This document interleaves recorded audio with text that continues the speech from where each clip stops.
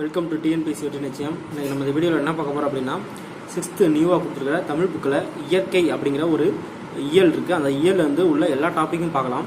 First இந்த இயற்கை அப்படிங்கிற இயலில் வந்து என்ன கொடுத்துருக்காங்க அப்படின்னு பார்த்தீங்கன்னா, சிலப்பதிகாரம் கொடுத்துருக்காங்க.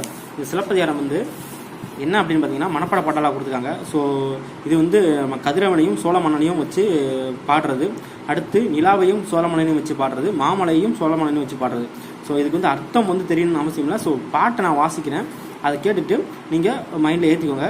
ஸோ திங்களை போற்றுதும் திங்களை போற்றுதும் கொங்கு அலர்ந்தாற் சென்னி குளிர் வெண்கொடை போன்று இவ் அங்கன் உலகு அழித்தலான் அப்படின்னு சொல்லிட்டு திங்களையும் சோழ மன்னனையும் அதாவது கம்பேர் பண்ணி பாடிட்டாங்க. அடுத்து ஞாயிறு போற்றுதும் ஞாயிறு போற்றுதும் காவிரி நாடன் திகிரி போல் பொற்கோட்டு மேறு வளம் திருதலான் அப்படின்னு சொல்லிட்டு கதிரவனையும் சோழ மன்னனையும் வந்து கம்பேர் பண்ணி படிச்சிருக்காங்க. அடுத்து மாமலை போற்றுதும் மாமலை போற்றுதும் நாம நீர் வேலி உலகிற்கு அவன் அழிப்போல் மேல் நின்று தான் சுரத்தலான். இதுவும் அப்படித்தான். ஸோ மன்னனையும் மாமலையும் கம்பேர் பண்ணி பாடிடுறாங்க. ஸோ இந்த சிலப்பதிகாரத்தோட ஆசிரியர் யாருன்னு பார்த்தீங்கன்னா இளங்கோவடிகள் அப்படின்னு சொல்லிட்டு ஆசிரியர். இந்த இளங்கோவடிகள் பற்றி நம்ம ஆல்ரெடி பழைய புக்கிலேயே பார்த்துருக்கோம். ஸோ கீழேயும் பாடல்கள் கொடுத்துருக்காங்க. இந்த பாடல் வந்து முக்கியமா அப்படின்னு சொல்லி கேட்டிங்கன்னா தேவையில்லை, நம்மளுக்கு இந்த மனப்பாட பாடல் தான் முக்கியம். அடுத்து முக்கியமானது என்னென்னு பார்த்தீங்கன்னா, சொல்லும் பொருள் வந்து இதுல இருந்து கேட்கறதுக்கு சான்சஸ் நிறையா இருக்குது. திங்கள் அப்படின்னா நிலவு, கொங்கு அப்படின்னா மகரந்தம், அலர் அப்படின்னா மலர்கள், அலர் மலர்கள். இது கொஞ்சம் இம்பார்ட்டன்ட் மாதிரி இருக்குது. அடுத்து திகிரினா ஆணைச்சக்கரம், ஓகேங்களா? திகிரினா ஆணைச்சக்கரம். பொற்கோட்டு அப்படின்னா பொன் மயமான சிகரத்தில் அப்படின்னு சொல்லி அர்த்தம். மேரு அப்படின்னா இமயமலை, நாமநீர் அப்படின்னா அச்சம் தரும் கடல், அழி கருணை. ஸோ இந்த இதுலேருந்து நம்ம டிஎன்பிசியில் கேட்குறதுக்கு ரொம்ப ரொம்ப சான்சஸ் இருக்குது. ஸோ இதை வந்து நம்ம மைண்டில் ஏற்றி வச்சுக்கிறது நல்லது. அடுத்து பாடலின் பொருள் கொடுத்துருக்காங்க, அது நம்மளுக்கு தேவையில்லை. அடுத்து சிலப்பதிகாரத்தை பற்றி சொல்லியிருக்காங்க. ஸோ சிலப்பதிகாரத்தை இயற்றியவர் வந்து இளங்கோவடிகள். சிலப்பதிகாரம் வந்து ஒரு காப்பியம், ஓகேங்களா? காப்பிய நூல். இது வந்து இளங்கோவடிகள் வந்து சேர மன்னன் மரபை சேர்ந்தவர், ஓகேங்களா? அதுக்கப்புறம் இவரோட காலம் பார்த்தீங்கன்னா 2ஆம் நூற்றாண்டு. இது நம்மளுக்கு முக்கியம், இவரோட காலம் முக்கியம். அடுத்து 50 காப்பியங்களில் ஒன்று தான் இந்த சிலப்பதிகாரம். ஸோ இதுதான் தமிழோட முதல் காப்பியம், இதுவும் நம்மளுக்கு முக்கியம். ஸோ இது வந்து முத்தமிழ் காப்பியம். இதுக்கு வேறு பேர் என்ன அப்படின்னு பார்த்தீங்கன்னா முத்தமிழ் காப்பியம், குடிமக்கள் காப்பியம், இப்படிலாம் போற்றப்படுது, ஓகேங்களா? சிலப்பதிகாரம் மணிமேகலும் இரட்டை காப்பியங்கள் அப்படின்னு சொல்லி சொல்கிறாங்க. அடுத்து இந்த நூல் வந்து திங்கள் ஞாயிறு மலை என இயற்கையை வந்து வாழ்த்துவதாக இந்த நூல் வந்து தொடங்குறது. நம்ம டிஎன்பிசியில் கேட்கறதுக்கு சான்சஸ் இருக்குது. எப்படின்னா திங்கள் ஞாயிறு மலை என இயற்கையை வாழ்த்துவதாக தொடங்கும் நூல் எது அப்படின்னு சொல்லி கேட்கலாம், ஓகேங்களா? அடுத்து என்ன கொடுத்துருக்காங்க அப்படின்னு பார்த்தீங்கன்னா, ஸோ மதிப்பீடு வந்துருச்சு. கழுத்தில் சூடுவது என்னன்னு பார்த்தீங்கன்னா தார், ஓகேங்களா? கதிரவனின் மற்றொரு பெயர் என்னன்னு பார்த்தீங்கன்னா ஞாயிறு. வெண்குடை என்னும் சொல்லை பிரித்தெழுது கிடைப்பது என்னன்னு பார்த்தீங்கன்னா வெண்மை கூட்டல் குடை. பொற்கோட்டு என்னும் சொல்லை பிரித்தெழுது கிடைப்பது என்னன்னு பார்த்தீங்கன்னா பொன் கூட்டல் கோட்டு. அடுத்து கொங்கு கூட்டல் அலர் என்பதனை சேர்த்தெழுது கிடைக்கும் சொல்லி என்னன்னு பார்த்தீங்கன்னா கொங்கு அலர். அடுத்து அவன் கூட்டல் அழிபோல் என்பதனை சேர்த்தெழுது கிடைக்கும் சொல்லி என்னன்னு பார்த்தீங்கன்னா அவன் அழிபோல், ஓகேங்களா? இதோட இந்த சிலப்பதிகாரம் டாபிக் வந்து முடிஞ்சிச்சு.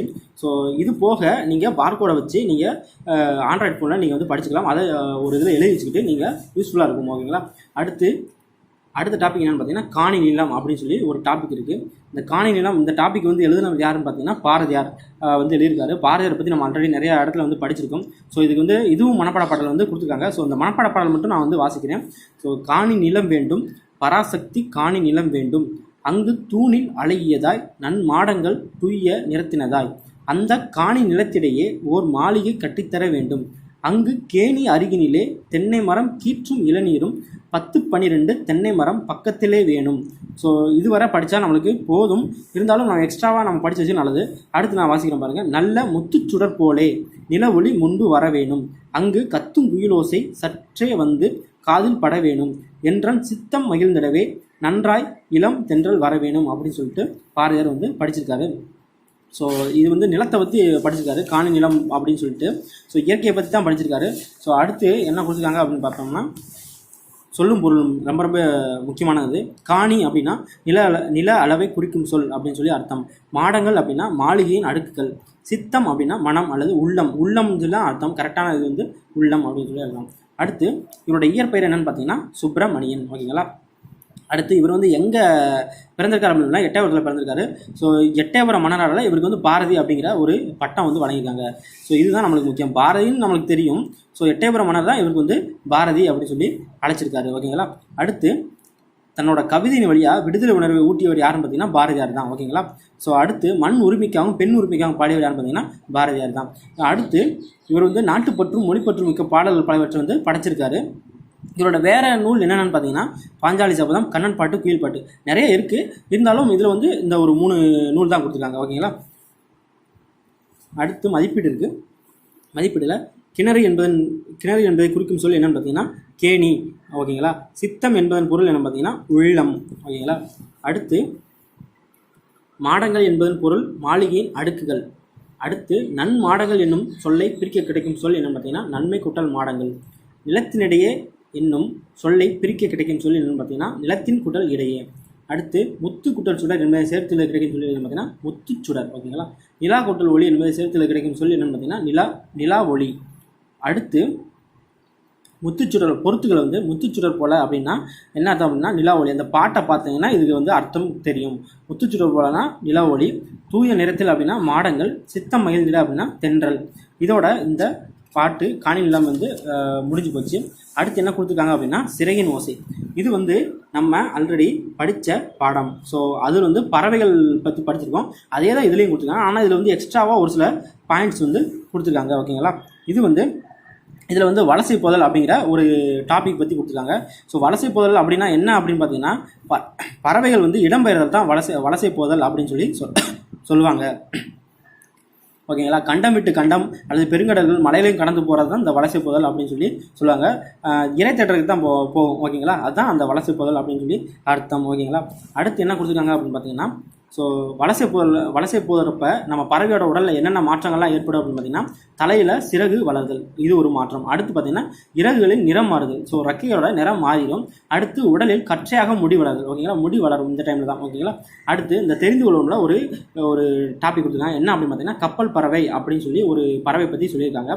கப்பல் பறவை அப்படின்னா இது வந்து தரையிறங்காமல் 400 கிலோமீட்டர் வரை பறக்கும் தன்மையோட தான். ஓகேங்களா. இதை வந்து வேற எப்படிலாம் சொல்கிறாங்க அப்படின்னா கப்பல் கூளைக்கடா, கடற்கொள்ளை பறவை அப்படின்னு சொல்லி இதை அழைக்கிறாங்க. ஓகேங்களா. அடுத்து முக்கியமான இது வந்து இதுதான். ஸோ தமிழகத்திற்கு வெளிநாட்டு பறவைகள் வந்து வலசை வருவது பற்றி பழைய இலக்கியங்களே நிறைய செய்திகள் வந்து இருக்குது. ஸோ 1500 ஆண்டுகளுக்கு முன்பு வந்து வாழ்ந்த சத்தி முத்த புலவர், இவர் தான் இங்கே முக்கியம். சத்தி முத்த புலவர் வந்து என்ன பாடியிருக்கா அப்படின்னு பார்த்தீங்கன்னா நாராய் நாராய் செங்கல் நாராய் அப்படின்னு சொல்லி ஒரு பாடல் எழுதியிருக்காரு. இது டிஎன்பிசியில் எப்படி கேட்பாங்க அப்படின்னா நாராய் நாராய் செங்கல் நாராய் என்று பாடியவர் யார் அப்படின்னு சொல்லி கேட்கறதுக்கு சான்சஸ் நிறைய இருக்குது. ஓகேங்களா. அதுக்கப்புறம் பாடலில் உள்ள ஒரு வரியை வந்து கொடுத்துருக்காங்க. என்ன அப்படின்னு பார்த்தீங்கன்னா தென் திசை குமரி ஆடி வட திசைக்கு ஏகுவீர் ஆயின் அப்படின்னு சொல்லிட்டு பறவைகள் வலசை வந்த செய்தியை வந்து அதில் வந்து குறிப்பிடுது. ஓகேங்களா. அடுத்து வந்து ஐரோப்பாவில் இருந்து தமிழகத்திற்கு வர்ற பறவை என்னன்னு பார்த்தீங்கன்னா செங்கல் நாரைகள் அப்படின்னு சொல்லிட்டு பறவைகள் வருது. ஸோ இது வந்து முக்கியம். இது கேட்குறதுக்கு சான்சஸ் இருக்குது. செங்கல் நாரைகள் எங்கேருந்து வருது அப்படின்னு சொல்லி கேட்கலாம். அல்லது ஐரோப்பாவிலேருந்து தமிழகத்துக்கு வர்ற பறவை எது அப்படின்னு சொல்லி கேட்கலாம். ஓகேங்களா. தற்போது வெகுவாக அழிந்து வரும் பறவை நம்ம எதுன்னு பார்த்தீங்கன்னா சிட்டுக்குருவி தான். அது சிட்டுக்குருவி பற்றி நிறையா சொல்லியிருக்காங்க. ஸோ சிட்டுக்குருவி அவேர்னஸ் கொடுக்குறதுக்காண்டி இது வந்து கொடுத்துருக்காங்க. ஸோ சிட்டுக்குருவி வந்து கூடு கட்டி வாழும் பறவை சான்ஸ். ஓகேங்களா. கூடு கட்டுறப்ப அது வந்து சத்தம் போட்டுக்கிட்டே இருக்கும். நம்ம ஊர்லேயே நம்ம வந்து கேட்டிருக்க சான்சஸ் இருக்குது. அடுத்து கூடு கட்டினதுக்கப்புறம் 3 முதல் 6 முட்டை வரை வந்து ஈடுமாம். அதுக்கப்புறம் 14 நாள் வந்து அடையாக்கும். இது இங்கே முக்கியம். ஓகேங்களா. எத்தனை நாள் அடையாகும் பார்த்தீங்கன்னா 14 நாள் அடையாகும். 15வது நாள் வந்து குஞ்சு வந்து வெளியே வந்துடும். ஓகேங்களா. அடுத்து பார்த்தீங்கன்னா இந்த சிட்டுக்குருவி வந்து துருவப்பகுதியில் வந்து வாழாது. ஓகேங்களா. துருவப்பகுதியில் தவிர மனிதன் வாழிடங்கள் எல்லா இடத்துலையுமே சிட்டுக்குருவி வந்து வாழும். ஓகேங்களா. அடுத்து இமயமலை தொடரில் வந்து 4000 மீட்டர் உயரத்தில் கூட இது வந்து வாழும். கிட்டத்தட்ட 4 கிலோமீட்டர் உயரத்தில் கூட இது வந்து வாழ்றதுக்கு சான்சஸ் இருக்குது அப்படின்னு சொல்லி சொல்கிறாங்க. இதோட இறை என்னன்னு பார்த்தீங்கன்னா தானியங்கள், புழு பூச்சிகள், மலர் அரும்புகள், இதுதான் இதோட இறை. ஓகேங்களா. அடுத்து அழிவுக்கு காரணங்கள் கொடுத்துருக்காங்க. இது வந்து நம்மளுக்கு மேக்ஸிமம் வந்து தெரிஞ்சது தான். ஸோ நவீன கட்டடங்கள், இந்த டவர் இருக்கிறது, இந்த மாதிரி நிறையா இருக்கும். ஸோ இது நம்மளுக்கு தேவையில்லை. அடுத்து வந்து பறவைகளை காப்பாற்ற நாம் செய்ய வேண்டியது கொடுத்துருக்காங்க. இதுவும் நமக்கு தேவையில்லை. அடுத்து பாருங்கள், பாரதியார் வந்து ஒரு பாட்டு பாடியிருக்காரு. காக்கை குருவி எங்கள் சாதி அப்படின்னு சொல்லிட்டு பாரதியார் பாடியிருக்காரு. இதை வந்து எப்படி கேட்கறதுக்கு சான்சஸ் இருக்குது அப்படின்னு பார்த்தீங்கன்னா காக்கை குருவி எங்கள் சாதி என்று பாடியவர் யார் அப்படின்னு சொல்லி கேட்கறதுக்கு சான்சஸ் இருக்குது. அடுத்து தெரிந்து கொள்வோம்ல இந்தியாவின் பறவை மனிதர் அப்படின்னு சொல்லிட்டு சலீம் அலியை பற்றி கொடுத்துருக்காங்க. ஓகேங்களா. சலீம் அலி தான் நம்ம இந்தியாவின் பறவை மனிதர் அப்படின்னு சொல்லி அழைக்கப்படுறாரு. இவர் வந்து இவரோட வாழ்க்கை வரலாற்று நூலுக்கு வந்து சிட்டுக்குருவியின் வீழ்ச்சி அப்படின்னு சொல்லி பேர் இட்டிருக்காரு. ஸோ ஓகேங்களா. இது வந்து முக்கியம். அடுத்து பார்த்தீங்கன்னா அடுத்து சலீம் அலி சொன்ன ஒரு வரிகள் வந்து இங்கே இருக்குது. ஸோ மனிதன் இல்லாத உலகில் பறவைகள் வாழ முடியும், பறவைகள் இல்லாத உலகில் மனிதன் வாழ முடியாது அப்படின்னு சொல்லி கொடுத்துருக்காரு. அதாவது சலீம் அலி வந்து சொல்லியிருக்காரு. ஸோ இதை வந்து டிஎன்பிசியில் கேட்குறதுக்கு ரொம்ப சான்சஸ் இருக்குது. அடுத்து பார்த்தீங்கன்னா ஒரு பறவை பற்றி கொடுத்துருக்காங்க, ஆர்டிக் ஆலா அப்படின்னு சொல்லி ஒரு பறவை. இது வந்து என்னென்னா உலகிலேயே நெடுந்தொலைவு பயணம் செய்யும் பறவை நம்ம வந்து இதுதான் அப்படின்னு சொல்லி சொல்லியிருக்காங்க. ஸோ இதோட தொலைவு பார்த்தீங்கன்னா 22,000 கிலோமீட்டர் வரை இது வந்து பறக்கும் அப்படின்னு சொல்லி சொல்லியிருக்காங்க. பறவையை பற்றிய படிப்பு வந்து என்னன்னு பார்த்தீங்கன்னா ஆர்னித்தாலஜி. ஓகேங்களா, இது வந்து நம்ம சயின்ஸில் நிறைய இடத்துல படிச்சிருக்கோம் ஆர்னித்தாலஜி. ஓகேங்களா, இது இன்னொரு முக்கியமான இது வந்து நம்மளுக்கு ஜிகேல கேட்கறதுக்கு ரொம்ப சான்சஸ் இருக்குது. உலக சிட்டுக்குருவிகள் நாள் அப்படின்னு பார்த்தீங்கன்னா மார்ச் 20. ஓகேங்களா, மார்ச் 20 வந்து உலக சிட்டுக்குருவிகள் நாள். அடுத்து மதிப்பீடு வந்துருச்சு. மதிப்பீடில் தட்பவெப்பம் என்னும் சொல்லை பிரிக்க கிடப்பது என்னன்னு பார்த்தீங்கன்னா தட்பம் கூட்டல் வெப்பம். அடுத்து வேதியிரங்கள் என்ன சொல்லை பிரிக்க கிடப்பது என்னன்னு பார்த்தீங்கன்னா வேதி கூட்டல் உரங்கள். தரை கூட்டல் இறங்கும் என்பதை சேர்த்தல் கிடக்கும் சொல்லி பார்த்தீங்கன்னா தரை இறங்கும். ஓகேங்களா, அடுத்து வழி கூட்டல் தடம் என்பதை சேர்த்தல் கிடைக்கும் சொல்லி என்னன்னு பார்த்தீங்கன்னா வழித்தடம். சிட்டுக்குருவி வாழ முடியாத பகுதி என்னென்னு பார்த்தீங்கன்னா துருவப்பகுதி. இது வந்து ஆல்ரெடி நம்ம வந்து பின்னால் பார்த்துருக்கோம். ஸோ துருவப்பகுதி அதை தான் அப்படியே கேட்டிருக்காங்க. ஸோ மிக நீண்ட தொலைவு பறக்கும் பறவை எதுன்னு பார்த்தீங்கன்னா ஆர்டிக் ஆலா. பறவைகள் வலசை போவதை பற்றி பாடிய தமிழ் புலவர் யாருன்னா சத்திமுத்தி புலவர். பறவைகள் இடம்பெயர்வுக்கு வலசை போதல் என்று பெயர். இந்தியாவின் பறவை மனிதர் யார் பார்த்தீங்கன்னா சலீம் அலி. ஓகேங்களா, வலசை போவதற்கான காரணங்கள் வந்து நிறையா இருக்குது. ஸோ அதனால் நான் வந்து இதை எழுதலை. அடுத்து என்ன கொடுத்துருக்காங்க பார்த்தீங்கன்னா ஸோ விரிவானம் அப்படிங்கிற ஒரு இதுலேருந்து கிழவனும் கடலும் அப்படின்னு சொல்லி ஒரு டாபிக் கொடுத்துருக்காங்க. இது வந்து ஒரு படத்தோட ஒரு கதை. அதாவது ஒரு மனிதன் வந்து இயற்கை எதிர்த்து போராடினா என்ன நடக்கும் அப்படின்னு சொல்லியிருப்பாங்க. ஸோ விடாமுயற்சியோட போராடினா என்ன நடக்கும் அப்படின்னு சொல்லியிருப்பாங்க. இது வந்து என்ன அப்படின்னு பார்த்தீங்கன்னா கிழவனும் கடலும் அப்படிங்கிற ஒரு இந்த அது பேர் இங்கிலீஷில் என்ன பேர் அப்படின்னா the old man and the sea அப்படின்னு சொல்லிட்டு ஒரு ஆங்கில புதினை வந்து தமிழ் மொழியில் வந்து மொழிபெயர்க்கப்பட்டிருக்கு. ஸோ படக்கதையாக வந்து சுருக்கி இங்கே வந்து கொடுத்துருக்காங்க. இந்த நூல் வந்து 1954 வந்து நோபல் பரிசு வாங்கியிருக்கு. இந்த நூலோட ஆசிரியர்னு பார்த்தீங்கன்னா எர்னஸ்ட் ஹெமிங்வே. இதுதான் இங்கே முக்கியம். ஸோ எர்னஸ்ட் ஹெமிங்வே தான் இங்கே ஆசிரியர். ஸோ இது வந்து முக்கியம். இதில் வந்து கதாநாயகன் யாருன்னு பார்த்தீங்கன்னா சாண்டியாகோ அப்படிங்கிற ஒரு வயசான ஒரு முதிர்ந்த மீனவர் தான் கதாநாயகன். இன்னொரு ஆள் யார் வருவான்னு பார்த்தீங்கன்னா மனோலின் அப்படிங்கிற ஒரு பையன், ஒரு சிறுவன் வந்து வருவான். இதில் வந்து என்ன பண்ணுவார் அப்படின்னு பார்த்தீங்கன்னா இதோட கதை என்னன்னு பார்த்தீங்கன்னா இவர் வந்து ஒரு மீனவர். ஓகேங்களா, இந்த மீனவர் வந்து மீன் பிடிக்க அடிக்கடி போவார். ஸோ அந்த டைமில் வந்து அந்த மனோலின் அப்படிங்கிற ஒரு சின்ன பையன் வந்து மீன் பிடிக்க கற்றுக்கணும் அப்படின்னு சொல்லிட்டு இந்த சாண்டியாகோ அப்படிங்கிற அவர்கிட்ட வந்து கற்றுக்கிறக்காண்டி இவர் வந்து மீன் பிடிக்க ஒரு 30-40 நாள் வந்து முதல் 40 நாள் வந்து இவன் வந்து கடலுக்குள்ளே போவான். ஸோ அந்த டைமில் வந்து இந்த பெரியவருக்கு வந்து இவன் அந்த சின்ன பையன் மனோலின் அப்படிங்கிறவன் நிறைய ஹெல்ப் பண்ணுவான். ஸோ ஆனால் அவருக்கு வந்து மீன் வந்து அவ்வளோவா சிக்காது. ஸோ அந்த டைமில் வந்து என்ன பண்ணுவாங்க அப்படின்னா இந்த மனோலின் அப்படிங்கிற சின்ன பையன் வந்து இந்த பெரியவர் கூட போகிறனால உனக்கு வந்து மீன் வர மாட்டேங்குது. ஸோ நீ என்ன பண்ணணும் அப்படின்னா நீ வேற மீன் பிடிக்கிறவங்களோட சேர்ந்துடணும் அப்படின்னு சொல்லிடுறாங்க. ஸோ இதை வந்து படத்தில் கொடுத்துருக்காங்க. ஸோ அந்த மீன் பிடிக்க அந்த பையன் வந்து வேற ஆளுகளோட சேர்ந்ததுனால இந்த இவர் மட்டும், அதாவது சாண்டியாகோ மட்டும் தனியாக வந்து மீன் பிடிக்க போகிறாரு. ஸோ அந்த டைமில் வந்து ஒரு நாள் நைட்டு ஃபுல்லாக வந்து தூண்டில் போட்டுட்டு என்ன பண்ணுறாருன்னா வெயிட் பண்ணுறாரு. மீன் வந்து கிடைக்கவே இல்லை. ஸோ மறுநாள் காலையில் வந்து என்ன பண்ணுறாரு அப்படின்னு பார்த்தீங்கன்னா அந்த டைமில் மீன் வந்து அந்த தூண்டில் பிடிச்சி இழுக்குது. ஸோ அந்த டைமில் இவர் ஹாப்பி ஆகிறாரு. ஸோ வாமீனே அப்படின்னு சொல்லிட்டு என்ன பண்ணுறாரு அப்படின்னா அதை பிடிச்சி இழுக்கிறாரு. ஆனால் அவரால் முடியல. தூண்டில் வந்து அந்த மீன் வந்து பெரிய மீனாக இருக்கிறதுனால இழுக்குது. ஸோ என்ன பண்ணுறாரு அப்படின்னா பெரிய மீனாக இருக்கிறதுனாலையும் ரொம்ப இழுத்துக்கிட்டே போகுது. ஸோ மீனை வந்து ஒரு டைம் வந்து துள்ளி குதிக்கிறப்பல ஃபுல்லாக பார்த்துறாரு. ஸோ அந்த டைமில் இவர் என்ன பண்ணுறாரு அப்படின்னா ஒரு நைட் ஃபுல்லாக வந்து நான் வந்து தூங்காமல் இருக்கேன். ஸோ நான் அதனால் இந்த மீனை வந்து விட மாட்டேன் அப்படின்னு சொல்லிட்டு என்ன பண்ணுறாரு அப்படின்னா ஸோ தூண்டில் வந்து விடவே மாட்டேங்கிறாரு. அதை எப்படியாவது பிடிச்சிடணும் அப்படின்னு சொல்லிட்டு பிடிச்சிடுறாரு. ஸோ பிடிச்சி என்ன பண்ணுறாரு அப்படின்னா நம்ம படகோட சேர்த்து கட்டிடுறாரு. ஸோ கட்டிட்டு என்ன பண்ணுறாரு அப்படின்னா வீட்டுக்கு கிளம்புறாரு. அந்த டைமில் வந்து என்ன ஆகுதுன்னு பார்த்தீங்கன்னா சுறா, அதாவது மற்ற சுறாக்கள் வந்து இந்த சுறாவை, அதாவது இந்த மீனை வந்து திங்கணும் அப்படின்னு சொல்லிட்டு இந்த சுறாக்கள் வந்து வருது. ஸோ அந்த சுறாக்களையும் அவர் வந்து கொன்றுறாரு.